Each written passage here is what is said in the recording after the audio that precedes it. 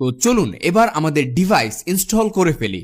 পেছনে কিভাবে কোন তার লাগবে তার ইনফো পেয়ে যাবেন। ফেজ আর নিউট্রালের আলাদা আলাদা কানেকশন এর ইনস্ট্রাকশন দেয়া আছে। ম্যাক্সিমাম 6 অ্যাম্পিয়ারের লোড নিতে পারবে এটি। এক্সাম্পল দিলে একটি ফ্যান ফুল স্পিডে চললে মাত্র 0.6 অ্যাম্পিয়ার খরচ করে। তাহলে বুঝতেই পাচ্ছেন এটি কেমন অ্যাপ্লায়েন্স চালাতে সক্ষম। সো সবগুলো পোর্টে কানেকশন দিয়ে নিব। এসি কানেকশন দিব এল ইন পোর্টে। এই ডিভাইসটি মোবাইলের মাধ্যমে ইউজ করতে আপনাকে ডাউনলোড করতে হবে ইউই লিংক অ্যাপ। সোনোফের প্রায় সকল ডিভাইস এই অ্যাপের মাধ্যমেই চলে। লগ ইন করতে হবে ইজিলি। এবার প্লাস আইকনে ট্যাপ করে কুইক পেয়ারিং সিলেক্ট করতে হবে। অ্যাড ওয়ান ডিভাইস আর ওয়াইফাই পাসওয়ার্ড দিলে এটি নিজে নিজেই ডিভাইস খুঁজে নিবে।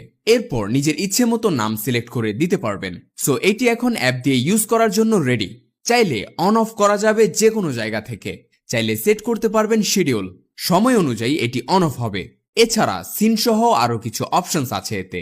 আর গুগল অ্যাসিস্ট্যান্ট আর অ্যালেক্সার সাথে কানেক্ট করতেও পারবেন। জাস্ট অ্যাকাউন্ট লিংক করতে হবে। এছাড়া কন্ট্রোল চাইলে শেয়ারও করতে পারবেন।